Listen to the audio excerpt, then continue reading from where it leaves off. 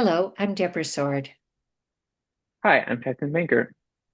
Tyson, we were talking about uh, how to characterize the conflict that appears to be moving from the political realm into the personal, where people are categorizing each other according to their political beliefs and deciding who they can talk to and who they won't be friends with and where they'll go for dinner.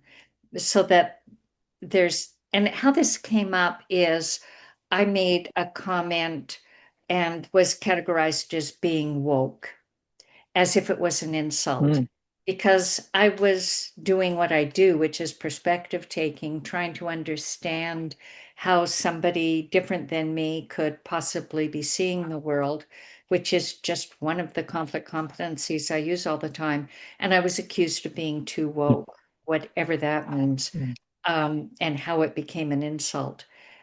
So we started talking about conflict creep, where it's like mission, mhm.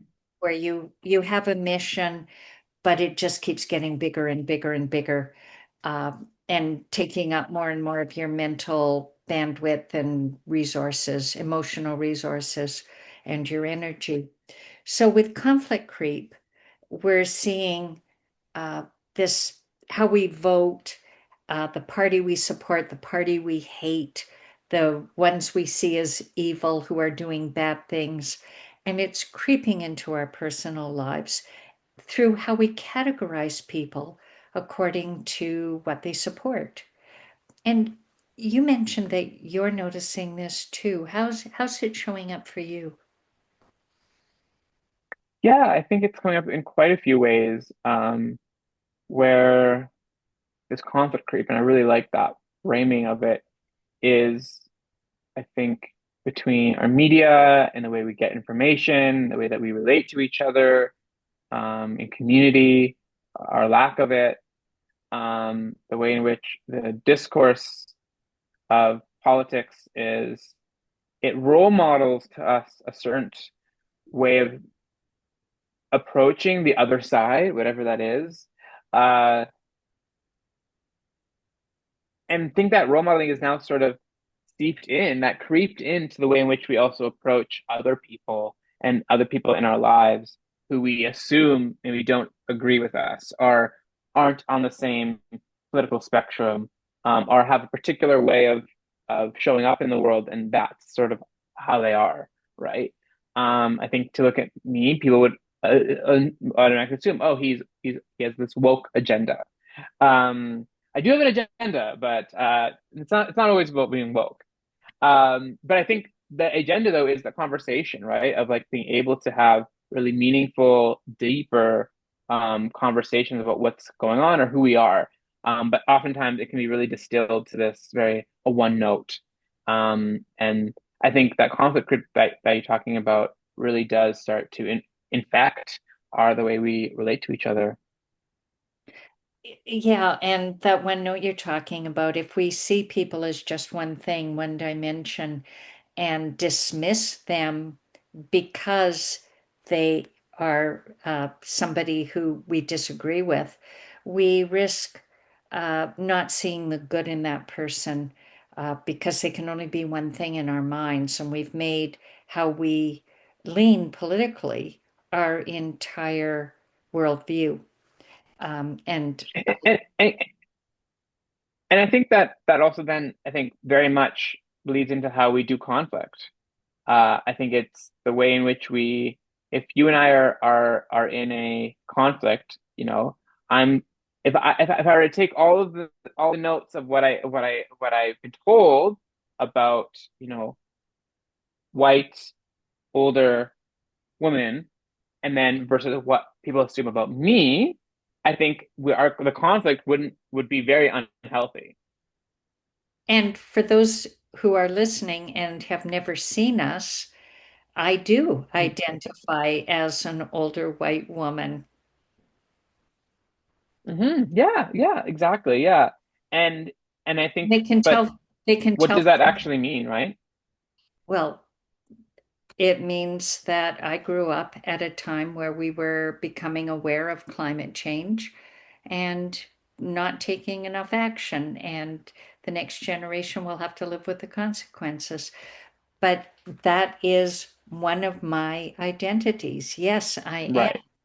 uh, all of this and an environmentalist because I care about climate change, uh, and a whole bunch of other things as well.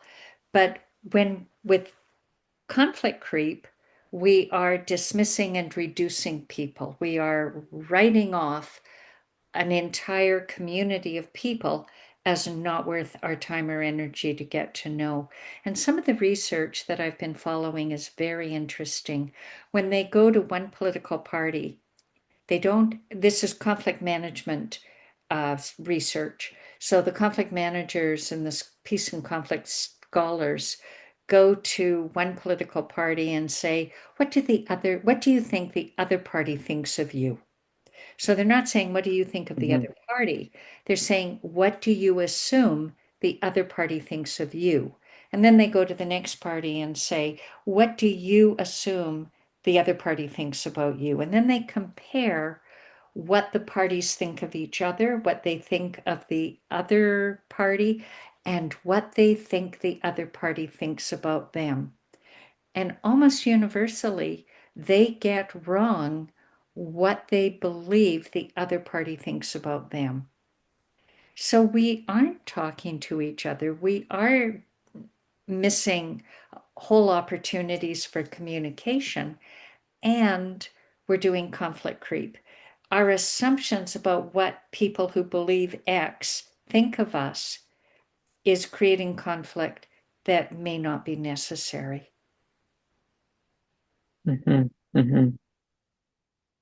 So, and I think really, I mean, what we've been discussing for almost a year now is that our conflict competency, the conflict owner's manual, will really help support you in, I think, being able to refuse that conflict creep, right? Being able to have the skills to um, almost like equip you to not be reduced to reduce yourself and others to what I think so often it feels like what's happening. Yeah, that's it. And that self-awareness piece that we're always talking about and accepting our contribution to the conflict, we can say to when we start to reject another person because they've just spouted some belief of theirs that we find offensive, we can check in with them and ask if this is a ourselves, if this is a conflict that we need to have, or if we can see some good in the person sufficient to make inquiries about what their intention was. And maybe they'll apologize, maybe they'll thank you, maybe they'll say, I'm interested in hearing about your beliefs too. We Hmm. don't know until we try. But the Hmm. downside would be this continual false categorization of people as just one thing, and that creates conflict creep. Thank you for raising it, Tyson. You're welcome. And thank you everyone for listening. And we hope that you subscribe, like, and continue to follow on next week. Thank you.